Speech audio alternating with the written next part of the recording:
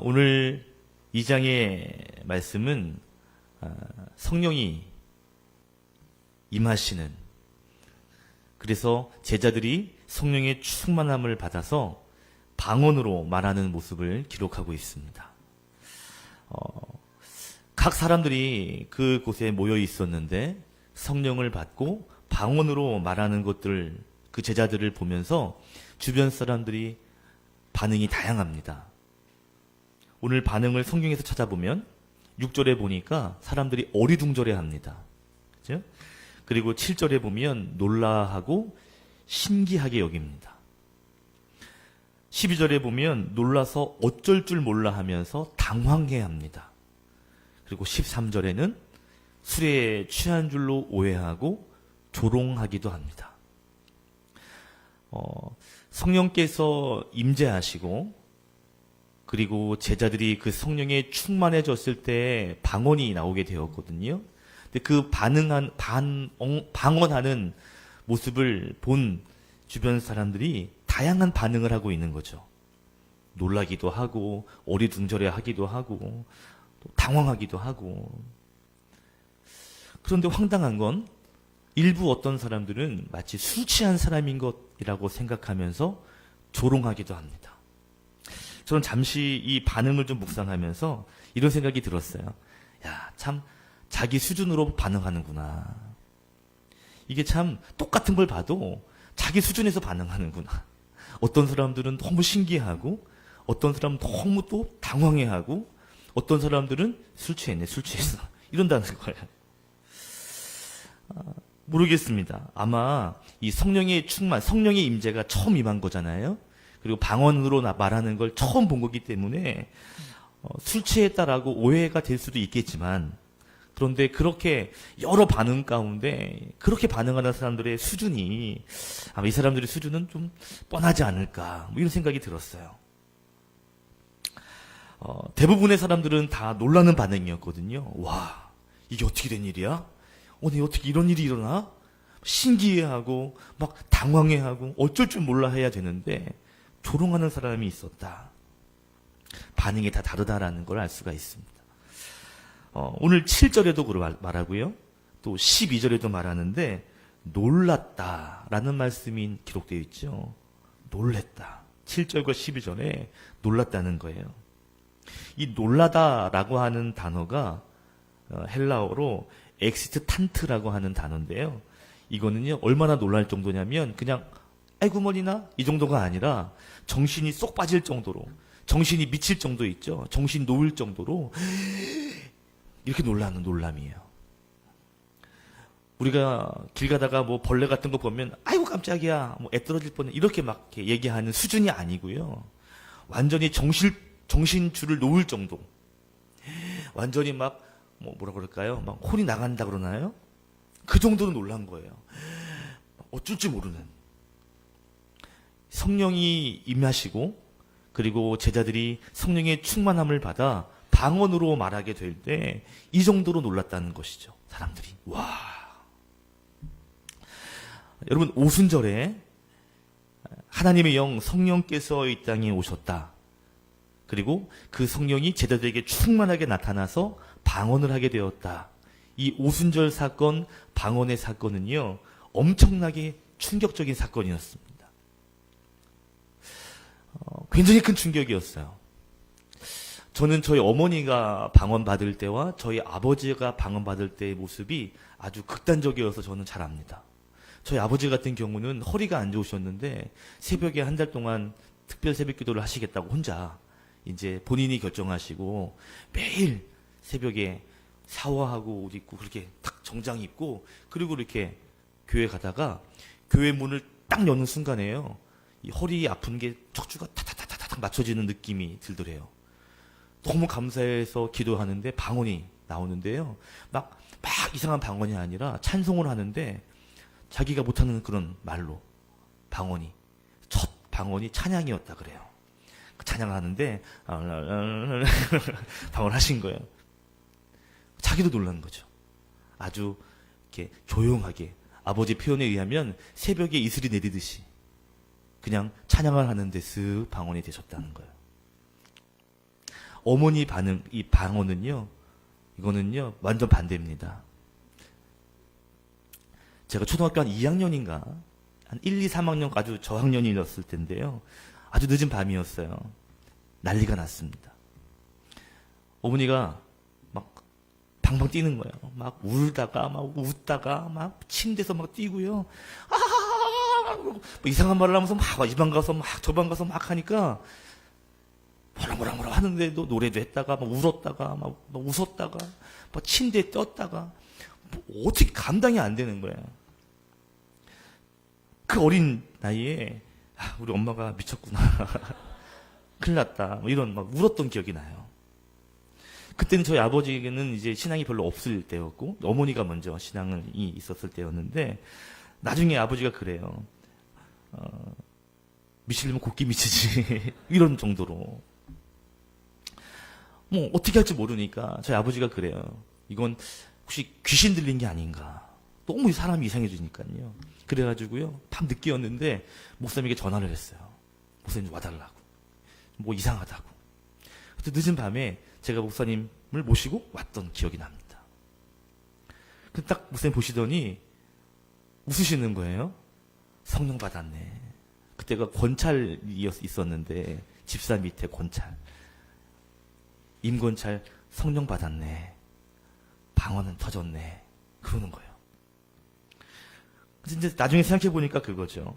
이렇게 보니까 막 울었던 건 너무 그 죄에 대한 감사의 눈물, 통곡하며 회개했던 그런 모습이었던 것 같고요.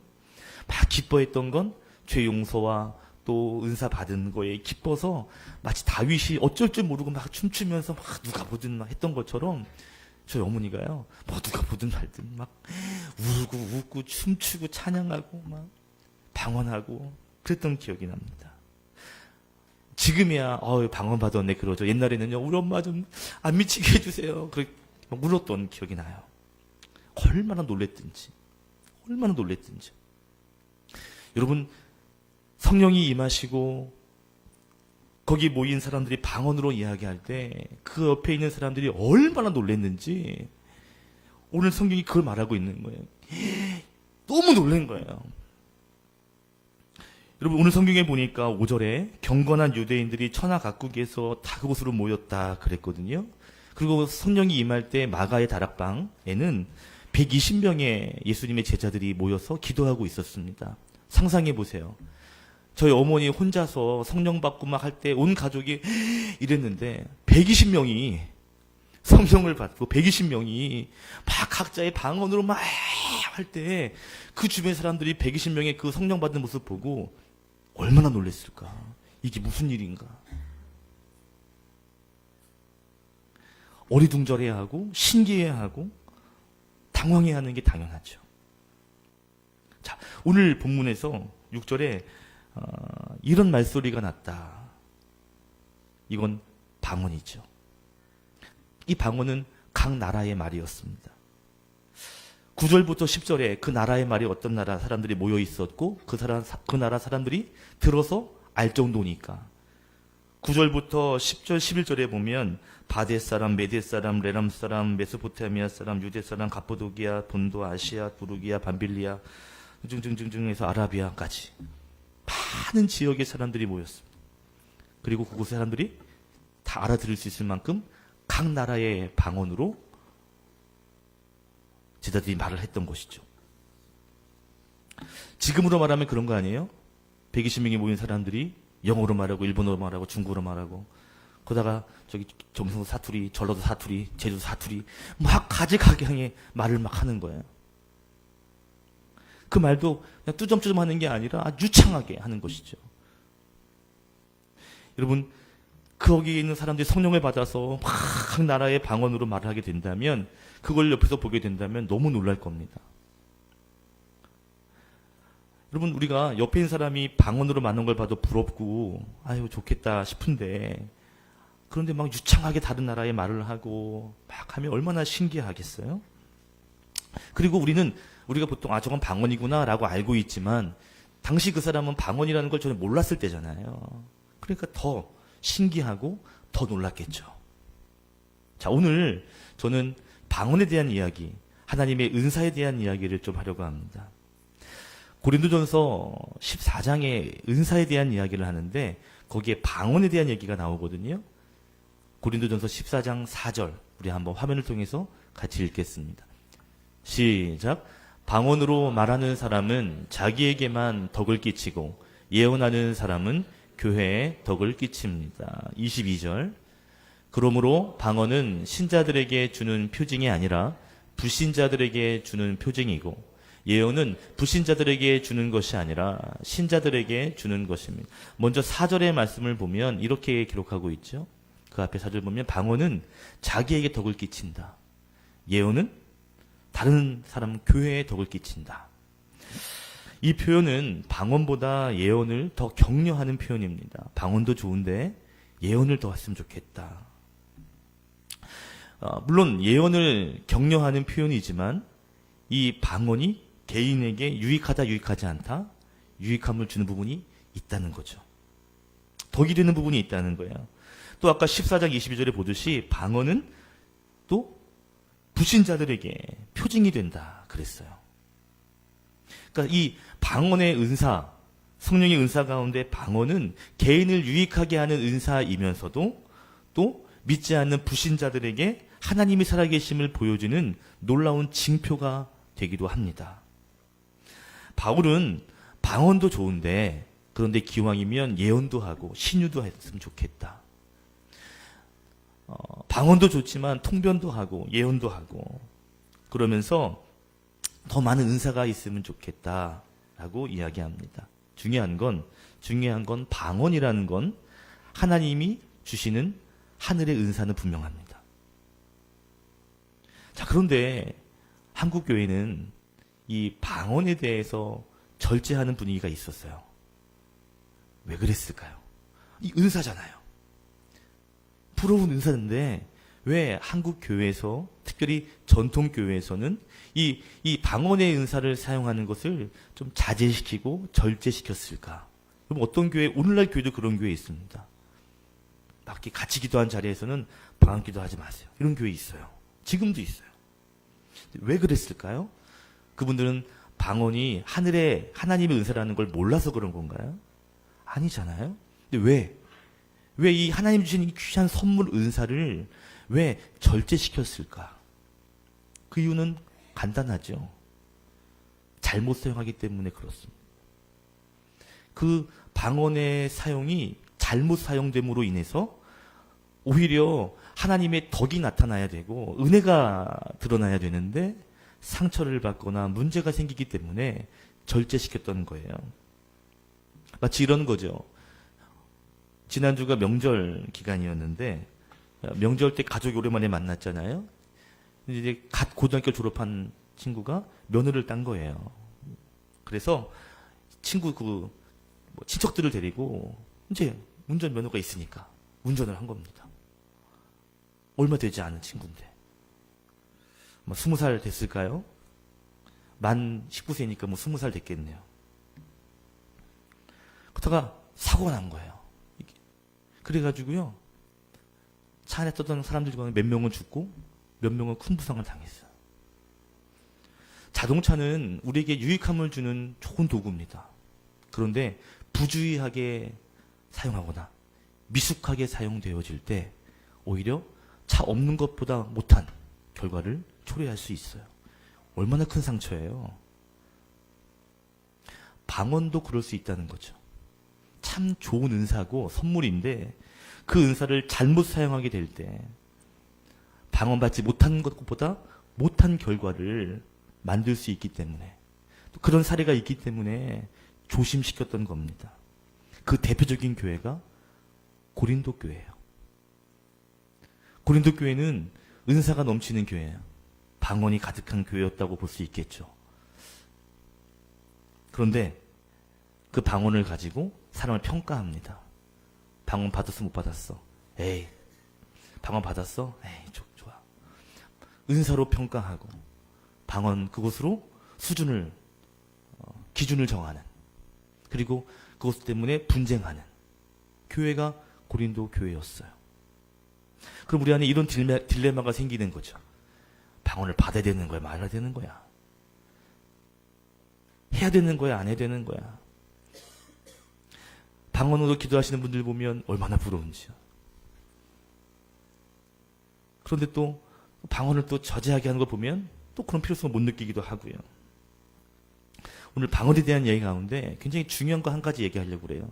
우리는 방언 기도에 대해서 굉장히 형태에 대하여 중요하게 여깁니다. 형태. 받았느냐 안 받았느냐. 어떤 스타일로 방언하느냐. 그 형태에 대하여 많은 집중을 해요. 많은 비중을 주는 거예요. 방언을 할 수 있냐 할 수 없니.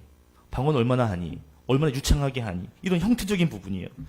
사실 더 본질적인 부분은 뭐냐면 방언으로 무슨 내용의 방언을 해야 하는가 하는 것입니다.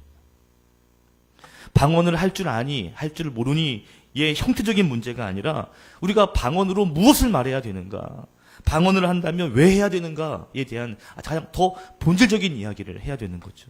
여러분 왜 방언 받기를 원하세요? 뭔가 있어 보이시려고? 그런 건 아니잖아요. 왜 방언을 원하시는 거죠?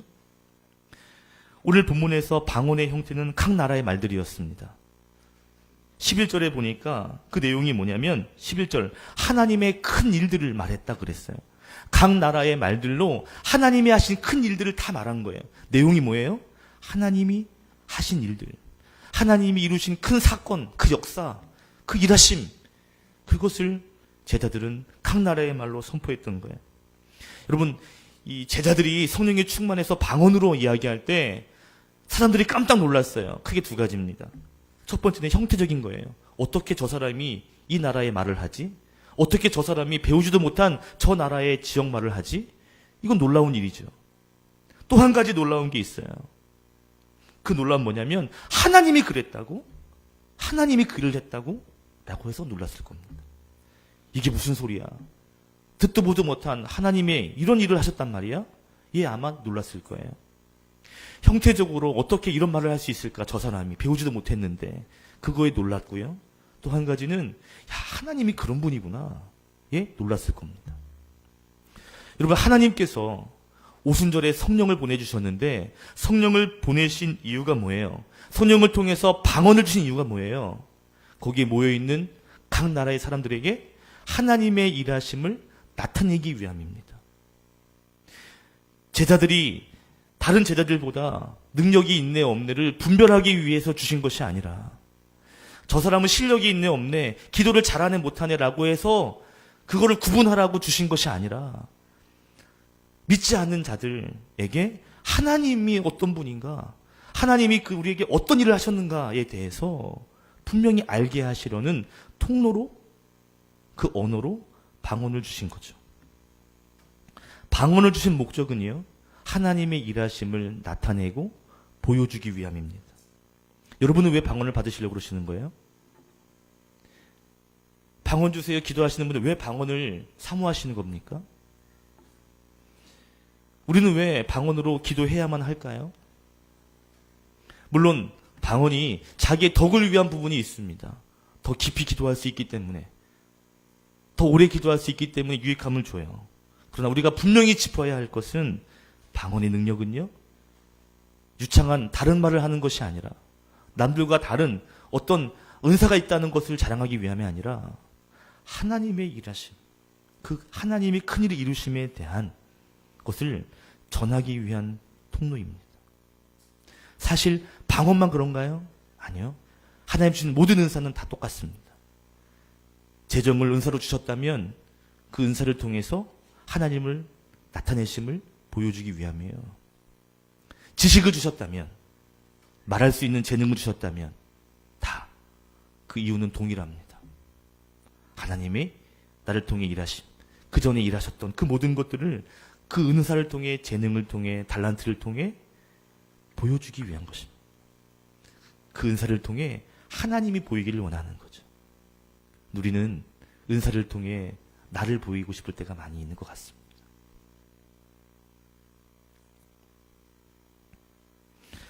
방언의 은사는요, 아까도 말씀드렸지만 불신자들에게 하나님이 살아계신 분이고 하나님이 유일한 신이시고 그분이 예수 그리스도 이 땅 가운데 오셨다가 부활 승천하셨다가 다시 오실 거라는 그 하나님의 계획, 하나님의 섭리를 믿지 않는 자들에게 표징으로 보여주기 위한 도구일 뿐이죠. 혹시 여러분 가운데 나는 왜 방언의 기도를 못하는 거야 하고 속상해하시는 분이 계시다면 너무 속상해하지 마십시오. 하나님은요, 여러분을 통해 방언으로만 일하시는 것이 아니라 방언을 주시지 않았다면 또 다른 은사를 주셨을 거예요. 물론 사모하세요. 그러면 또 보너스로 주실 수도 있어요. 그런데 분명한 목적을 가지고 있지 않으면 하나님은 그것을 주시지 않을 수 있습니다. 아니 굳이 뭐 그거 안 줘도 되는데 왜 달라고 그래, 불편하게. 회사에 생활을 해보면요, 뭔가를 청구할 때, 결제를 받아야 될 때 이유를 써요. 그죠? 분명한 목적과 용도가 맞을 때 위에서 결제해 줍니다. 그래, 필요하겠다. 결제해줘요. 우리가 하나님에게 은사를 주세요, 방언을 주세요 라고 기도하는데 왜? 이 왜에 대한 이유, 분명한 인식이 없다면 뭐 주면 뭐해? 괜히 그것 때문에 싸움이 나고 그것 때문에 다툼이 생기면 안 좋은데 내가 너에게 다른 걸 줬잖니, 그것으로 하면 되잖니 라고 하시지 않을까요? 저는 우리 교회 성도님들 가운데 방언 기도를 많이 했으면 좋겠습니다. 방언을 많이 사모하셨으면 좋겠어요. 그런데 너무 주시지 않는다고 실망하지 마세요. 왜냐하면 방언 기도뿐 아니라 또 다른 기능, 또 다른 은사를 하나님 주실 수 있거든요. 이렇게 기도하는 게 맞는 것 같아요. 하나님, 방언 기도할 수 있게 해주세요. 방언 주세요가 아니라 더 크게 하나님의 은사를 주세요. 하나님의 일하심을 나타낼 수 있는 도구를 주세요. 어떤 사람은 방언을 주셨네요? 저는 예언도 주세요, 그러면. 아니면 병 고칠 수 있는 은사도 주세요. 가르칠 수 있는 은사를 주십시오. 이렇게 우리 기도의 제목이 나를 위한 기도의 제목 이거 좀 주세요, 이게 아니라 하나님의 일을 할 수 있도록 좀 주세요 라고 기도하시면 좋겠습니다. 그럼 하나님이 솔로몬에게 말씀하신 것처럼, 야, 너 그런 이유였냐? 그래서 지혜를 달라고 그런 거야? 이것도 주고 저것도 주고 다 줄게, 다 가져가라. 그렇게 하시지 않을까요? 우리 좋으신 하나님이. 그런 이유라면 이것도 써먹고 이것도 쓰고 다 써봐 라고 하시지 않겠냐는 것이죠. 여러분, 하나님의 은사를 사모하시는 공동체가 됐으면 좋겠습니다. 근데 왜 은사를 사모해야 되는가? 하나님의 그 큰 일하심을 나를 통하여, 주신 은사를 통하여 잘 전달할 수 있도록 그 은사를 주십시오 라고 기도하셨으면 좋겠습니다. 근데 사도 바울이 이렇게 얘기했어요. 아까 전에 보셨잖아요. 14장, 고린도전서 14장에서 방언 기도를 사모하되 예언하기를 더 사모해라.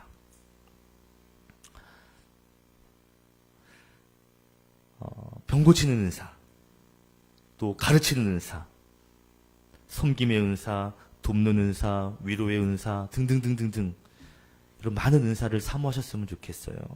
그런데 여러분, 한 가지 꼭 잊지 말아야 할 것이 있습니다. 오늘 이 권사님 기도해 주셨지만 여러 가지 은사 위에 사랑의 은사가 덮지 않으면 그 아름다운 하늘의 언어 방언이요, 우리는 꽹과리에 불과할 수 있습니다. 사랑이 없으면 우리는 꽹과리와 같을 수 있어요. 대단하게 보일 수 있겠지만 하나님 보실 때 꽹과리 치는 것밖에는 보이지 않을 수 있습니다. 사랑의 은사가 없으면. 사랑의 은사가 없는 그 밖의 은사들, 때로는 더 아픔과 상처와 큰 피해를 주기도 하는 것이죠. 오늘 오순절에 방언의 은사가 나타나는 것을 보여주고 있습니다. 방언의 은사는요, 하나님이 주시는 수백 가지, 수천 가지, 수만 가지 은사 가운데 하나일 뿐이에요. 여러분, 방언을 주세요 사모해야 되겠지만 방언보다 더 큰 은사도 있으니까요. 하나님, 기왕에 하나님을 나타낼 일에 저를 사용하시겠다면 여러 가지 은사를 주십시오. 2019년 성령의 은사 사모하시는 여러분 되시기를 축복합니다. 그래서 여러분이 받은 은사를 가지고 사역할 때 여러분에게 신앙에도 도움이 되고 교회 공동체에도 덕이 되는 놀라운 축복이 있기를 예수님의 이름으로 축원드립니다. 기도하겠습니다.